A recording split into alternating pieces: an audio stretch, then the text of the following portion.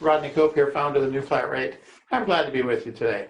Today we're going to talk about some common sense items, really common sense things that are kind of hidden right out in front of us.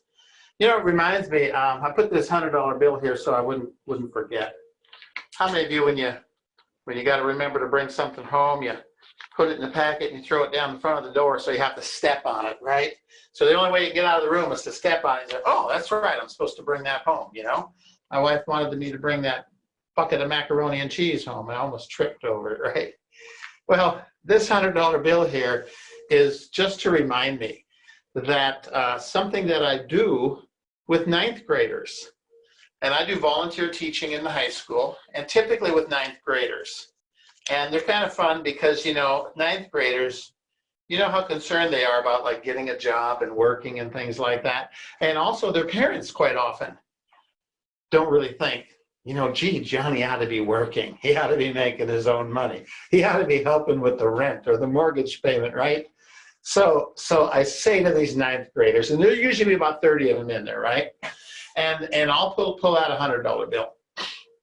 And I'll say, okay, how many of you in here, if I told you that for every $10 bill you give me, I'll give you $100? Okay?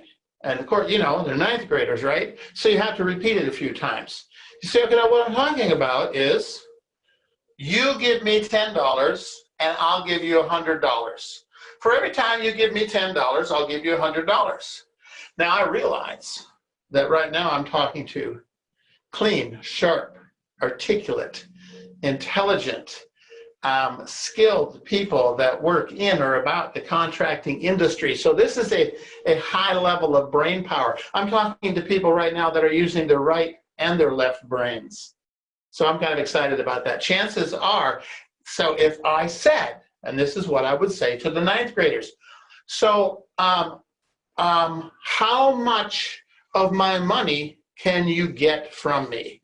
And so I'll go down and I'll call on them. And of course, nowadays they've got all these crazy names that I can hardly pronounce. But it's always kind of fun. And so I'll go to the first one and I'll say, okay, now how many $100 bills can you get from me? Oh, I don't have any money. Oh, gee, that's too bad. Okay, I'll go to the next one. Typically in a room of ninth graders, nobody's got 10 bucks, all right? So then I'll say, okay, well, I'll be back here speaking again next week. So if I extend the offer a whole 7 days, and next week when I come back, if the offer is still good, just looking to make sure I turned on my microphone. That's scary. Hate to have to tell a story twice. So if I'm going to come back in 7 days, and if the offer is still good, how many of you will be able to get some of my money? And, you know, a few hands will go up. And so I'll say to one of the they're not so little, but so I'll say, okay, well, what am I going to owe you? Oh, he says, you're going to owe me $100. I said, well, why is that? He says, well, because I have $10 at home and I'll bring it. And so, okay, so $10, so $100. I'll make sure I have a $100 bill for you. And then I'll go find another person. And then I remember this, one of the boys said to me, I said, now how much will I have to pay you? He says, I'm going home and I'm stealing everything I can out of my mom's purse and I'm bringing every bit of it. Well, see, now what's the difference between the three different ones? You got the ones that, oh my gosh, I can't ever come up with anything. And then you got the ones that, well, you're giving a $100 bill for 10. They can come up with 10 bucks. But then you got the thinkers. Then you got the thinkers, right? They're willing to rip off mama for a good deal. Chances are they can get the money back in her purse before she notices. Chances are they ain't going to put the money back in her purse. Those of you that are mamas and daddies, you know that. So let's just talk about some being out of the box and thinking a little bit, okay? So if you've watched my two introductory videos, we've talked about death by service agreement. You see, I originally called it death by chocolate because chocolate, you could eat yourself to death. Some of you know you could eat yourself to death with service agreements too, right? So I talked about the hidden costs. So I don't want to spend too much time, you know, reiterating. But what are some of the hidden costs? Well, There's the cost of the incentive, right? We're going to pay somebody to sell a service agreement. Typically, I don't know, 35 bucks, whatever. Some people give the whole month's payment, whatever it might be, right? Okay, maybe we give them, maybe we start giving away stuff. And I kind of get all over this kind of stuff because I used to give away a whole lot of stuff. So the dispatch fee. See, this comes down to your contract. What does your contract say? What are you giving away? So a lot of people give a free or a reduced dispatch fee. If you're a club member, that's what you're going to get. Okay, so that's good. That's worth probably 75 bucks. Okay, then another thing is the discount. We're going to discount it. I'm going to go through this kind of fast because you all know about it. So let's say we're going to discount 20%. A lot of you, I think the average is 15%. Some will go as high as 20%. Okay, bam, bam. Well, then what are the other costs? Well, how about just time? And when I say time, I don't mean time to do the work. We haven't talked about that yet. I'm talking about the time to sell a service agreement. When I ask contractors, how much time do you allow your technicians, right, to sell a service agreement? It's usually anywhere from 5 minutes to infinity, which means as long as it takes. Now, how long do they spend? Most of you would say, well, they don't spend any time at all. I don't think you're even talking to the customer. Well, that's probably true. The guys that are actually selling, hey, they're probably taking 20 minutes, sometimes 30 minutes or more, to explain the whole program and all the benefits to the people, right? Okay, then what else is there? Here's a cost. This is a cost that you don't always think about, and that's the lost business, right? I think I'll talk about that. Let me talk about the last way. Oh, wait. Oh, there's the visit. How about that? The visit. So some would call it the tune-up, the maintenance, the performance check, or whatever, right? So there's a cost for that. And that could be, I'll get some costs here, but first, let's say this.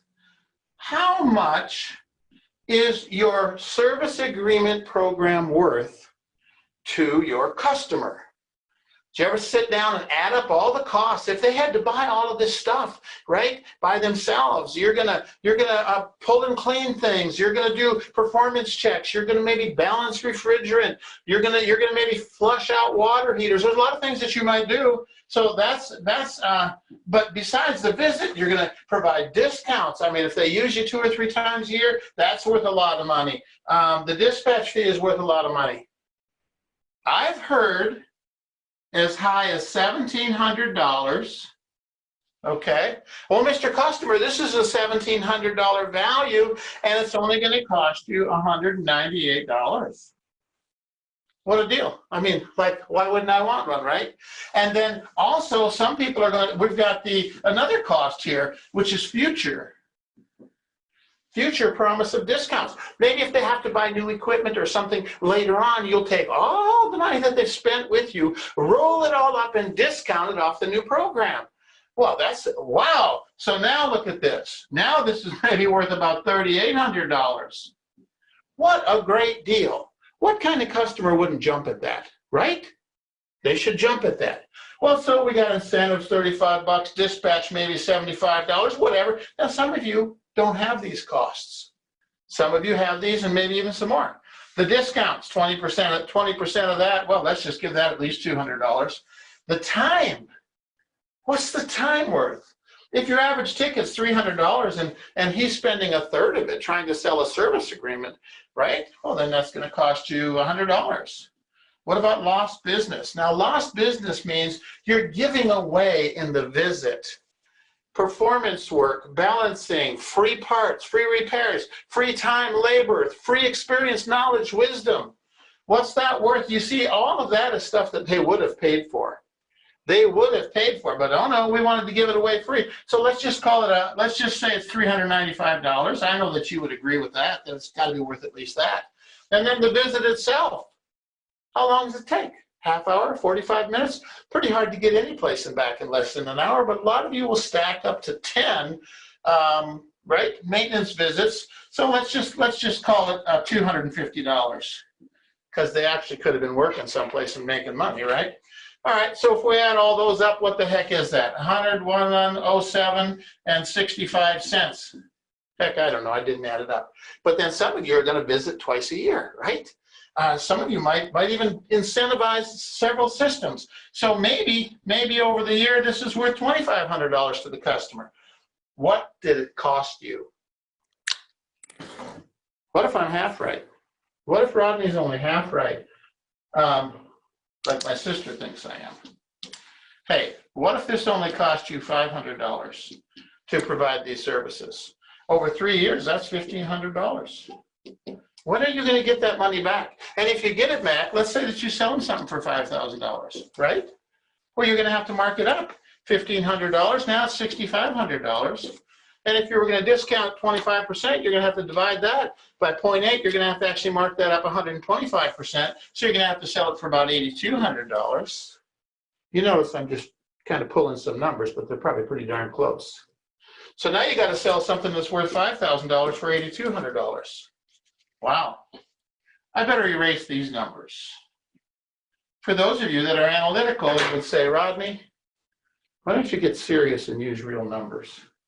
Well, why don't I just say that this cost, on top of this cost, on top of this cost, on top of this cost, on top of this cost, on top of this cost, is why your service agreement program is like gum on your shoe. It's not that it's not a great thing. It's that it's just something wrong with it, right? Just something about it that we're not happy with. If we were happy with it, we wouldn't be having this discussion today, would we? So even without looking at the exact costs, what do we know? We know that we're being dragged down. And what I'm saying to you is you've been overpromising. You have been overpromising. Now, we're trying to get something, aren't we? We're going to talk about that in a minute. But the first thing, before we talk about that, I want to bring up something that I did not bring up in the earlier videos this week, and that's quality. How many of you consider yourself quality contractors?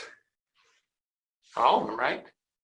What's the value that your customer is getting when your technician goes out there and does the maintenance or the performance tune-up or whatever it is that they do, right? What's the value of that? Well, you would have to say, well, it's a great value. We're maintaining their home, their equipment, things like that. So obviously they'll have better efficiency. They'll save money. They'll save money on repairs, and things will last longer. Why? Because our technician went out and did a quality job, right? Now, I would not stand here and tell you that it's possible that your technician did a lousy job.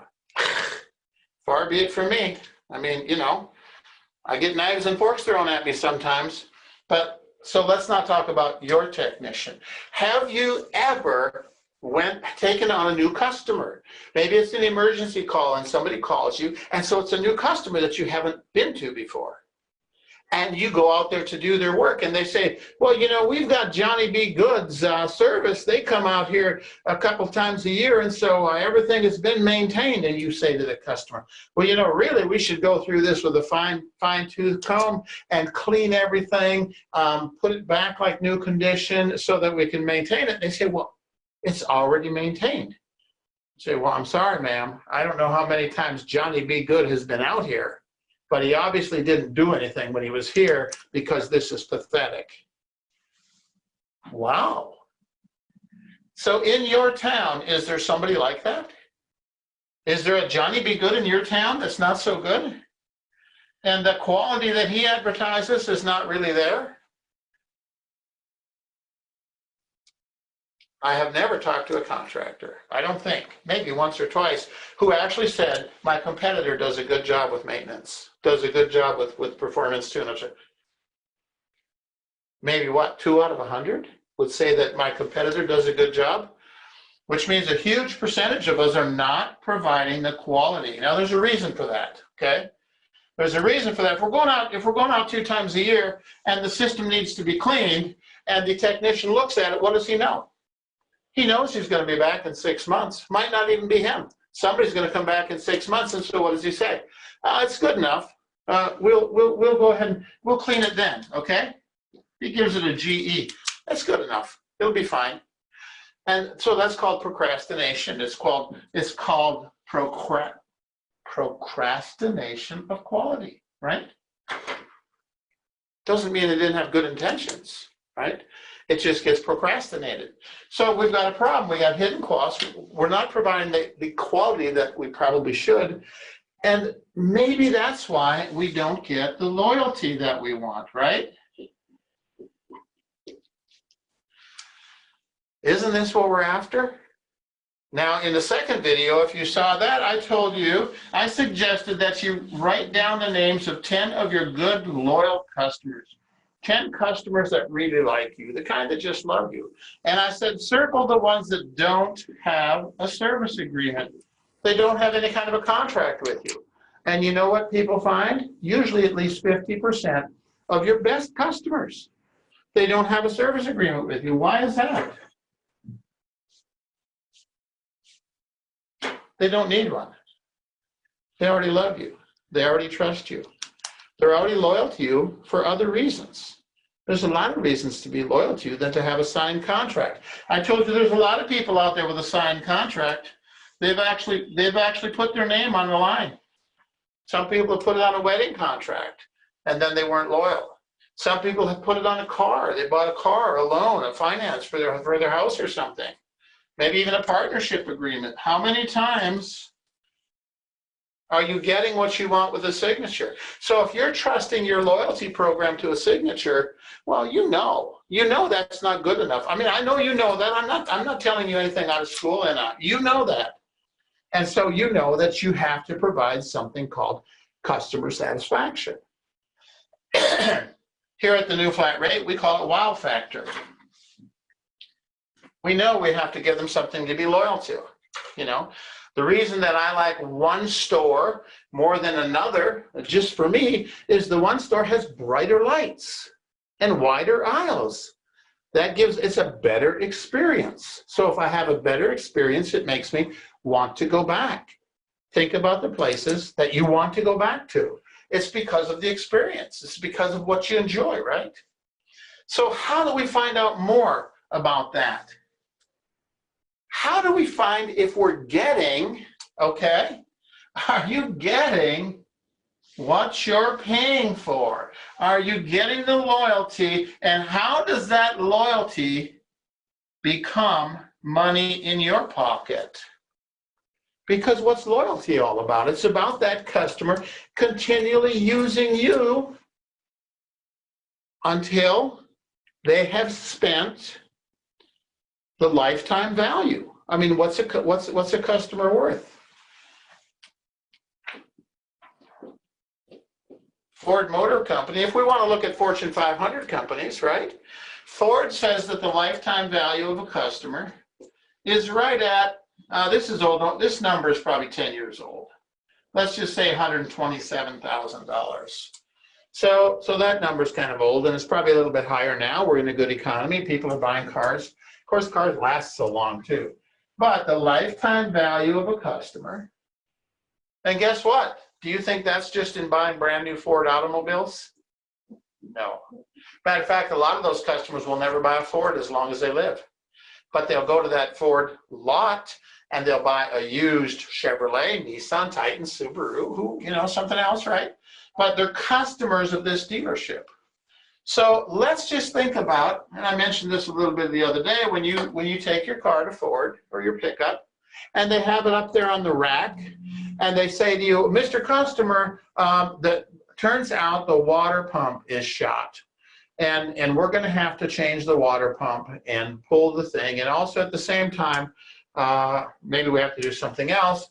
And so they say it's going to be $600. Now they've got your car up on the rack. Be a good time to hit you up for a service agreement, wouldn't it? But what if they said, by the way, if you buy our maintenance program or whatever it is, we'll go ahead and save you 20%, and then you can buy this for less. Well, if it's worth $600 for that water pump, and if I want to discount 20%, I'm going to have to mark it up 125% to $750. So that when I discount it 20%, it is now $600, right? You're okay with that, right? You're going to go into the Ford dealership, and they're going to tell you it's $750, but it's on sale today for $600. Isn't that what we do? We say, oh, it's okay for me to give a 20% discount because I mark it up and add it to the price. Do you really? So at the end of the year, do your non-club members, are they worth 20% more on your financial statement than your club members? Are you really bringing in 20% more money with them? You see, everything we do is based on predictions. We're predicting that we'll get X number of customers. We're predicting they'll spend so much money. And then we're predicting that if we can bump the price 25%, they'll still buy it. Here's what I say. If this water pump will sell for $600 all day long, but it will also sell for $750 all day long to people that don't want my club membership, then is this the right price or is this the right price? If the market will bear that and they're still happy, they're not going to get mad and go buy a Chevrolet, then maybe this is the price. You see, this would be retail mentality. This would be wholesale mentality. Wholesale says, let's just look at our cost plus a little bit of profit, then let's put a markup on it so that we can discount it back. Now, all retail industries do discounts. We know that. But you can't just raise your prices arbitrarily for people that aren't your members, because you're trying to attract them into your store. You're not trying to run them away. Those are the people you give discounts to. Well, yeah, but we've got to have a loyalty. We got to have a loyalty program for our own customers. We got to have. What is it that we're trying to buy? We're trying to buy customer retention. We just want them to stay with us. If they stay with us long enough, they'll keep spending money with us and not with our competitors. Isn't that right? So Ford's discount program is this. There's your car. It's on the rack. It's $750. You want us to do it for you today. And by the way, you're going to need a new battery, and that's $200. So that's $950. Are you okay with that? What do you say? You say, well, yeah, I guess so. It's up there on the rack. But also, what are you thinking?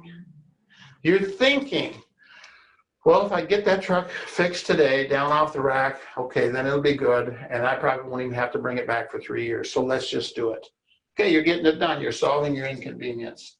All right, but Ford doesn't have that kind of a discount club. Now, I could show you that Ford has about 23 ways to make money off of their customers.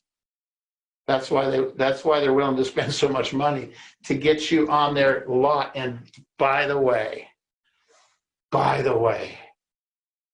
all this money that you're discounting over here, not all of you are spending that much.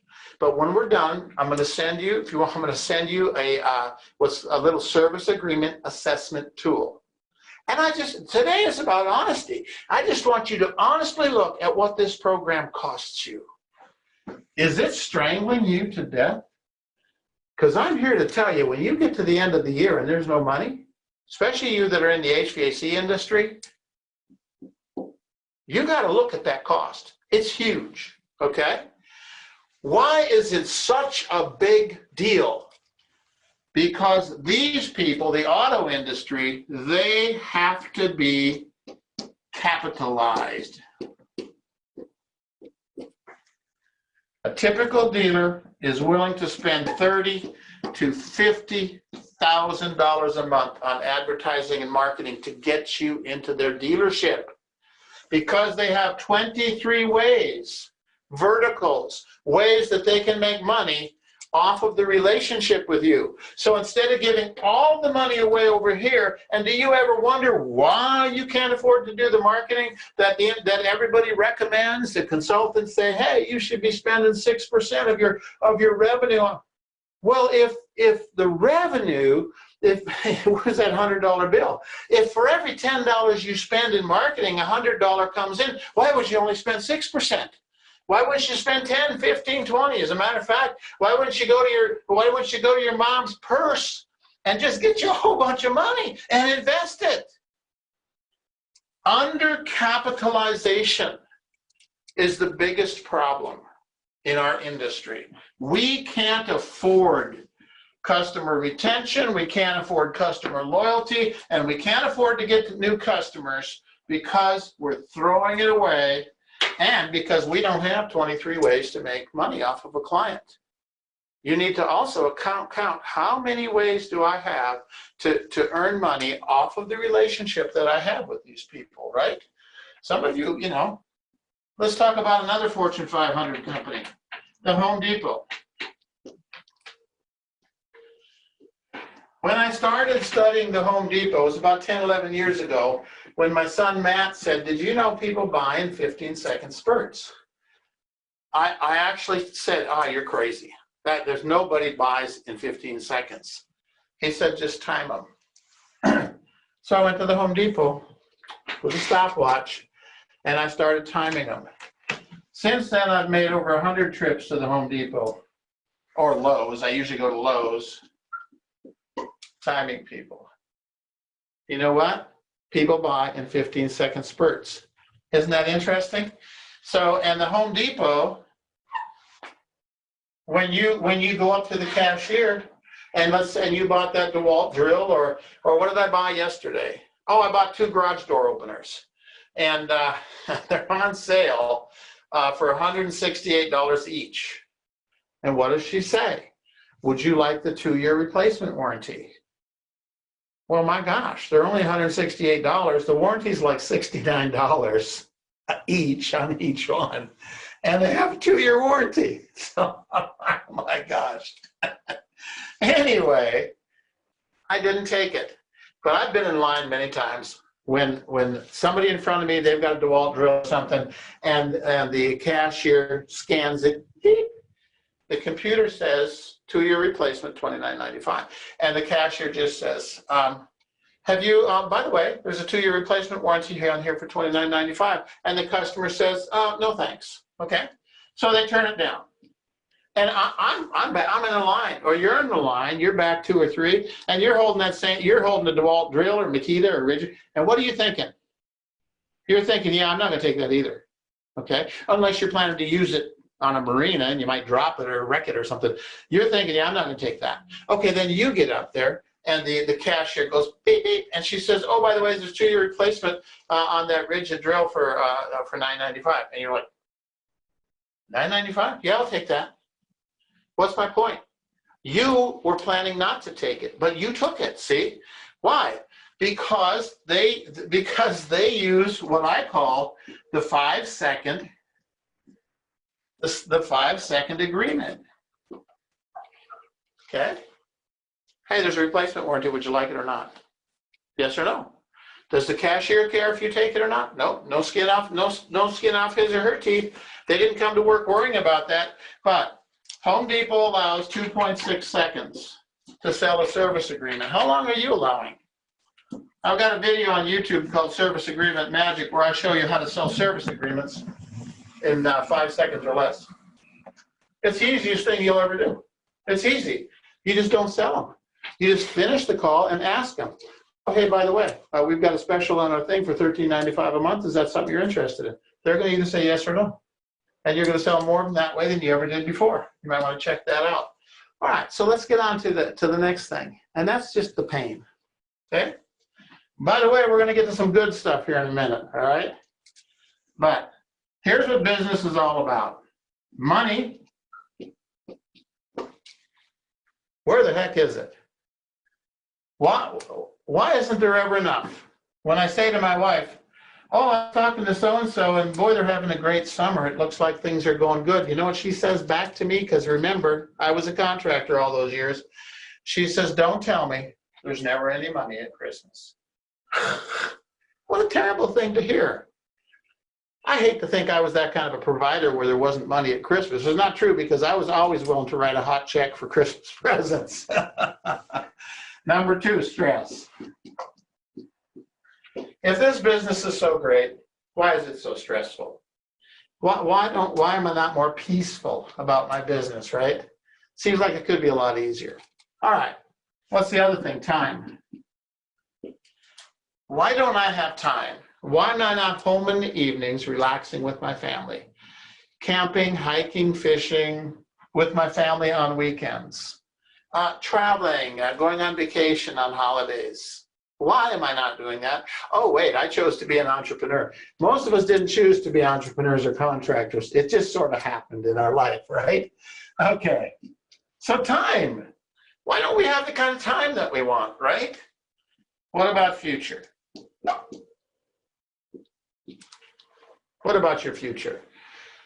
We're making predictions all the time. You know, when we set up our billable hour, we predict how many calls we're going to have. We predict what our budget is. And then at the end of the year, if our predictions come true, wow.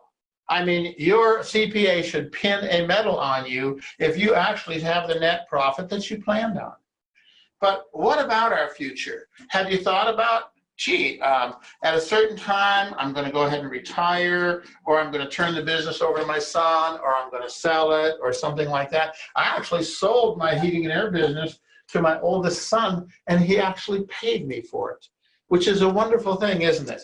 I mean, that puts me in some kind of an elite club. But if this is your business, if there's too much money, stress, not enough time, and the future's hard to plan, we have to go back and look at our costs.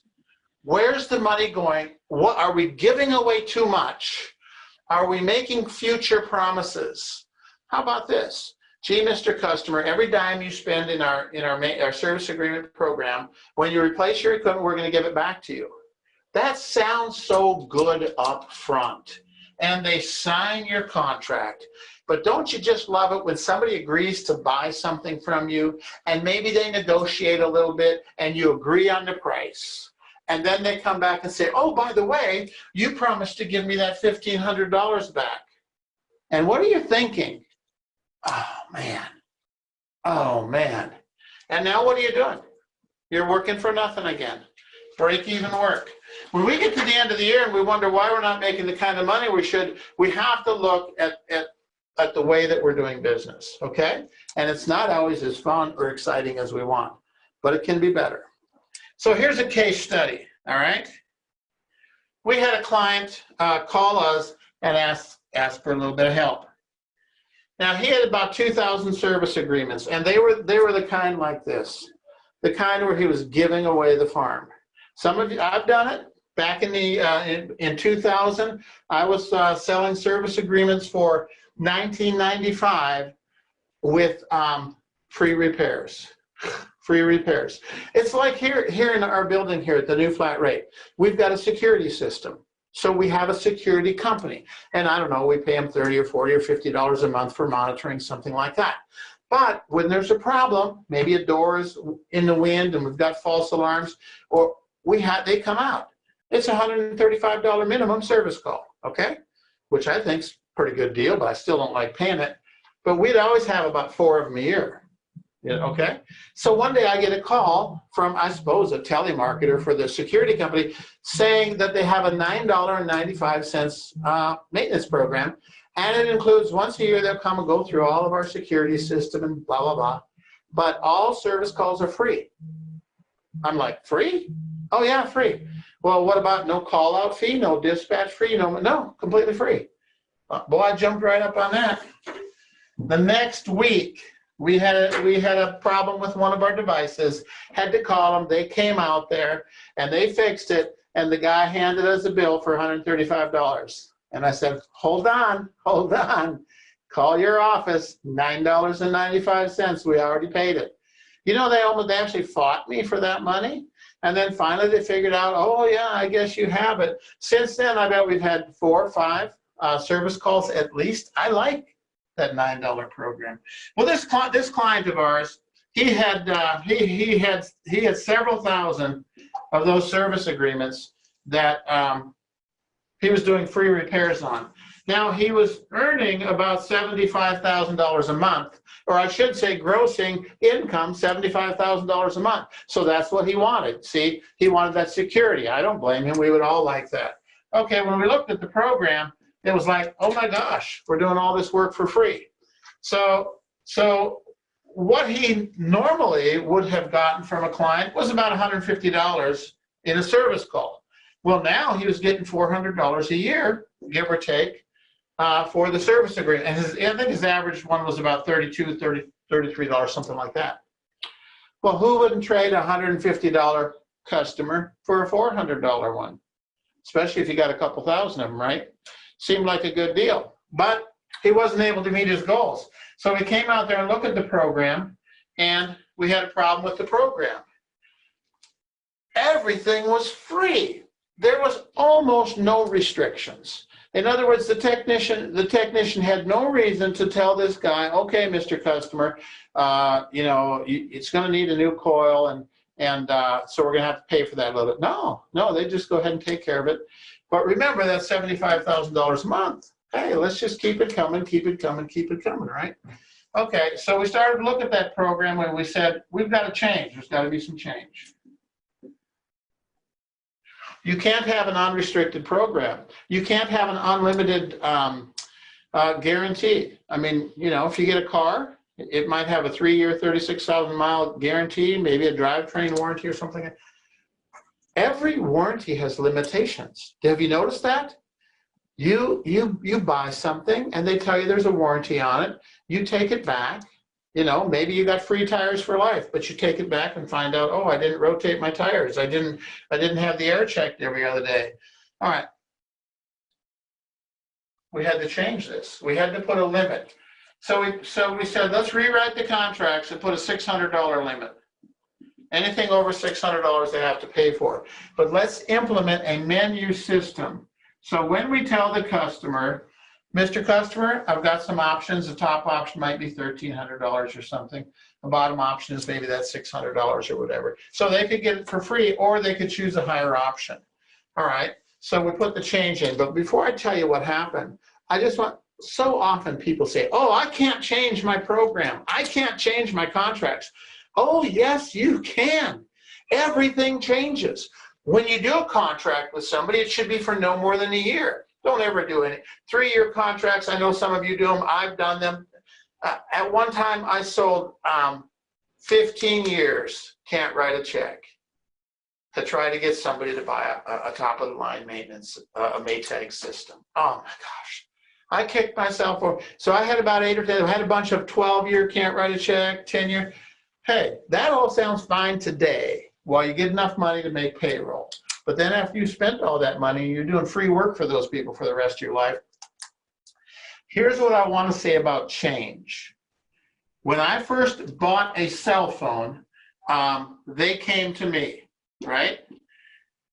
The nice little lady came to my office, and she told me about the cell phones, and I bought some cell phones. The next time I went to them, didn't I? And what did we do? We sat down at a desk where the guy had a computer and a monitor, and we picked it all out and programmed them. Okay, now over the years, now you walk in and there's somebody there, and what do they got? They got an iPad in their hand. That's it. You walk in the door. Hey, who are you? Oh, Rodney. Here, let me put this in. When you see your name up there, somebody be ready to talk to you. There's no computers in the place. They just got iPads. Do you think that bothers me? Nope. I go with the flow. 80-year-old people walk in there. Oh, yeah, okay. Well, my name is Jody, and they put their name on the screen, and they don't think people don't change. They do it every day. So we've got scripts for that. We can show you how to do. Oh, Mr. Customer, we've got a new program here. Blah blah blah.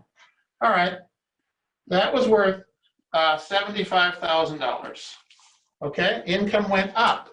$75,000 on top of what was already there.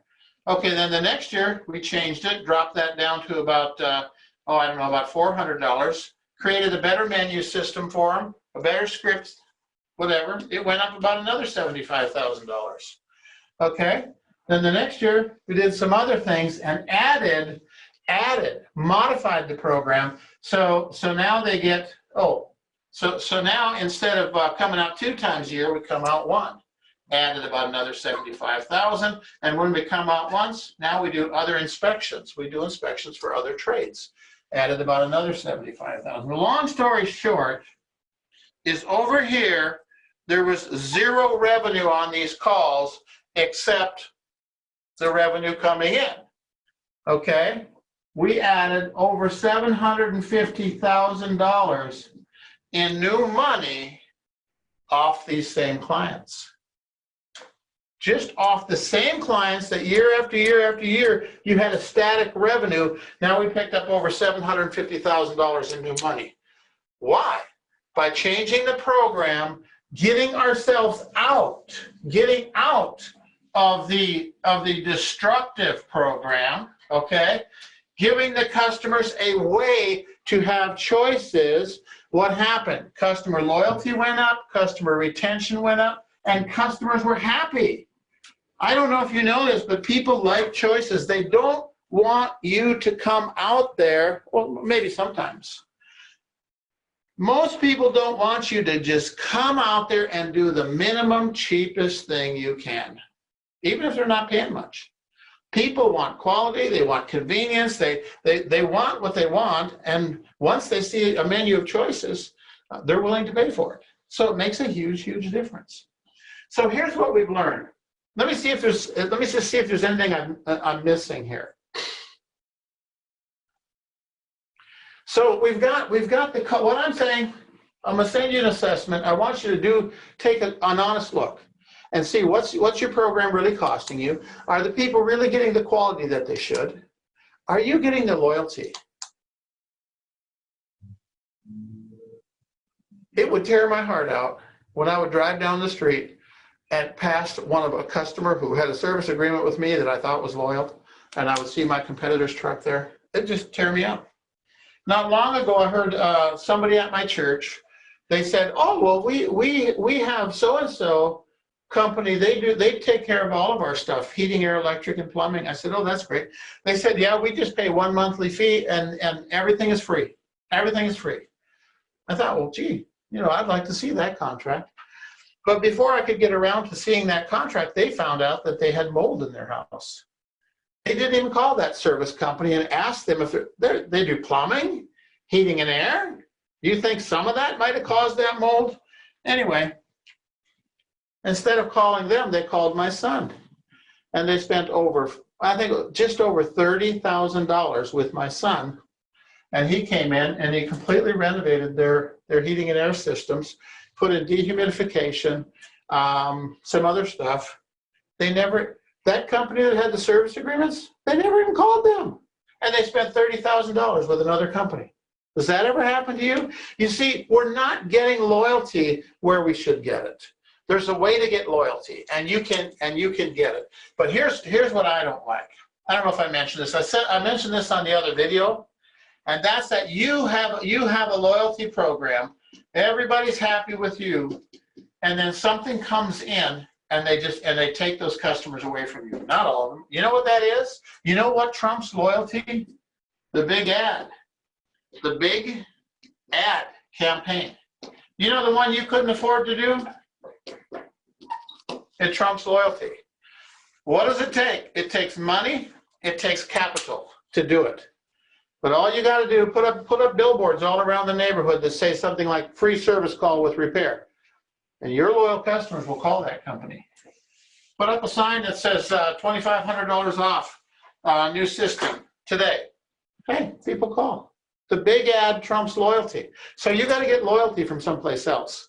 So I'm going to send you some stuff. We're going to send you a packet that's going to show you a way to assess your service agreements, another way to build them, to look at them, to sell them. I'll send you the scripts that we use not only to offer multiple service agreements to customers, but some of the scripts that we use to upsell. When you go out on a service agreement or a maintenance call, what can you say to the customer that gets them to just spend more money with you? In this case, we picked up almost $1 million a year just by using those scripts. Happy to send that to you. Let me get to two more things here. Oh, let me show you the circle of life. Let me show you a business plan. And in my years, in my time, I don't know how many times I tried to create a business plan, right? I remember one time I was going to have to borrow a lot of money to keep from going bankrupt. And you ever been there? I've been there many times. And they told me, they said, we need to see your business plan. This was back in the late 90s. So computers we had then, so I buy a computer program, the business plan on a CD. It was too complicated. I couldn't do it. And then I went to the small business, the SBA, and sat down with them for them to help write me a business plan. None of it ever made sense. I'd used consultants, best practice groups. They'd help me with a business plan. But you know what? I was never able to do it. You know why? Money. Business plans always fail for the same reason. You don't have the money to do it. The business plan says spend this much money on advertising. The business plan says hire a general manager, hire this person. Can't do it, don't have the money. Well, here's a business plan that works, all right? I call it the cycle of life. Look how easy this is. Demand. There's a demand for services in your town, in your market, or you wouldn't be there, right? There's a demand. And where did you first hear about it? Usually it's from your wife's sister. Oh, well, gee, Rodney, if you were in business, we'd let you do our work. Oh, well, I got one customer. Well, I'm going to quit my job and I'm going to go into business. Well, that's usually how it is, right? Somebody tells us, hey, there's a whole lot of work on the table and we'll let you do it. All right, so we get into business, right? But there's a demand. So you got into business, you started to get some phone calls, you started to gain a market share of that demand.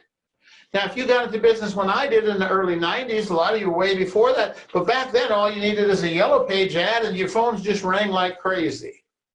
They still do today, don't they? They ring like crazy, but just not in your office, because now there's over 10 times as many service companies. We know why. All our employees went and started their own company. So the demand is there. It comes in, okay? Now there's action. You go out and you have some type of an interaction with the customer, all right? A financial transaction takes place. You exchange knowledge, wisdom, skill, services, parts, whatever. You exchange products and services for value, typically for money, cash, check, or money, right? So that's the action, is the interaction. Now over here, reinvestment. Now we reinvest money, right, in order to produce growth. Why? Because if we can produce growth, then the demand will keep happening. Now, we also reinvest money to produce customer retention. If we don't want to lose any customers, we want to keep what we have and we want to grow and take on new customers, right? Now, this business plan fails every stinking time right here. It always fails right there. Capital, money, dollars. You just simply have to, with your action, create high profits right here. Now, if you're the CEO, general manager, CEO, president, general manager, your job, should you choose to accept it, is to protect and maximize profit.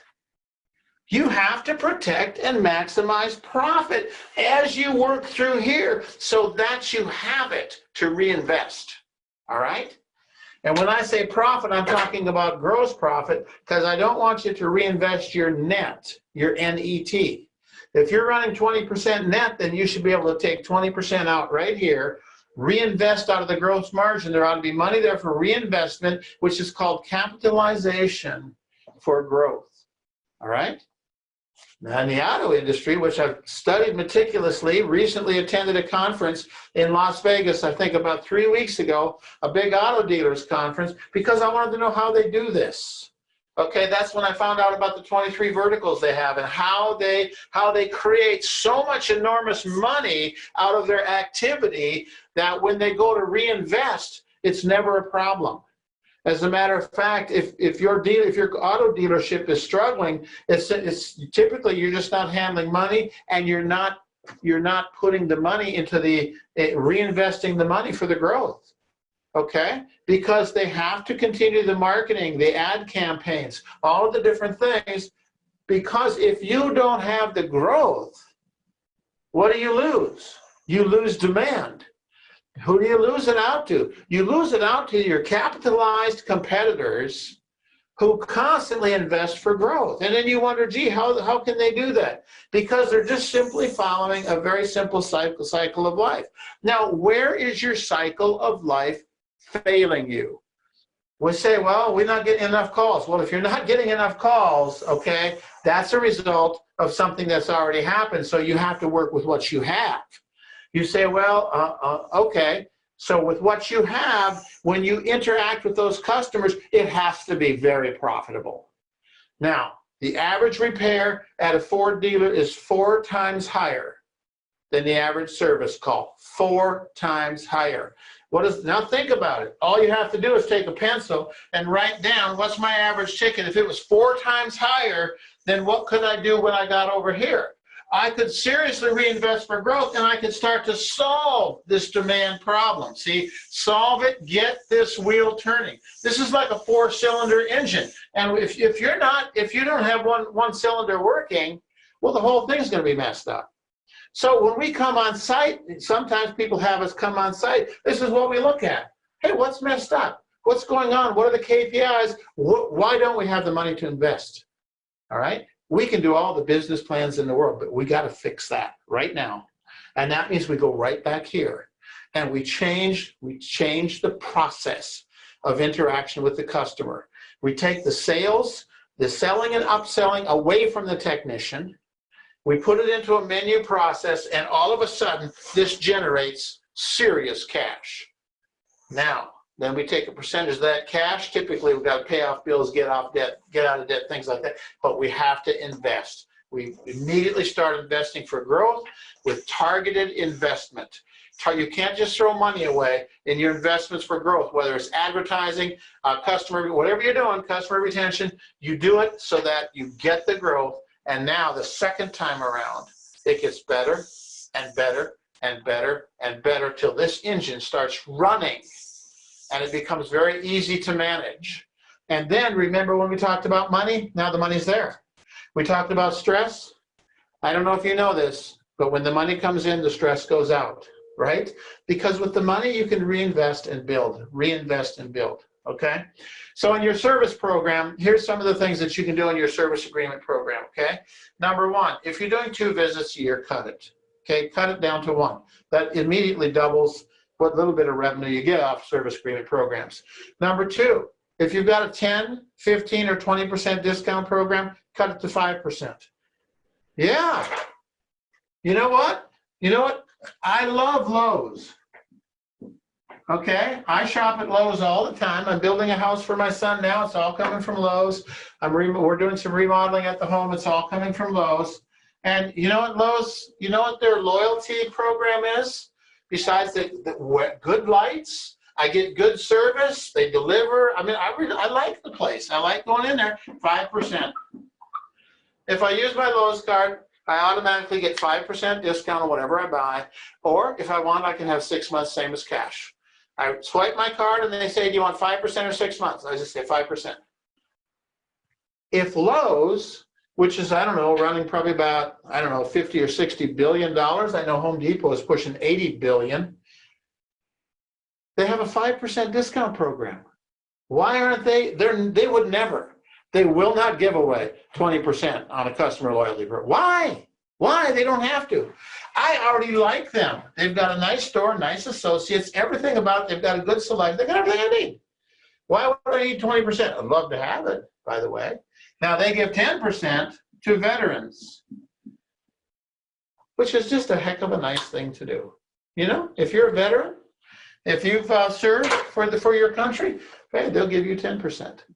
What more do I need? What more do I need to feel like Lowe's is taking care of me, like they're a great place to do business? So, number 2, whatever and I believe That's your number one asset. Your number one strength is your ability to test. You say, Rodney, you're crazy. If we dropped it to 15%, all of our competitors to 5%, we'd lose customers. All of our competitors are 15%. You really think your customer knows that?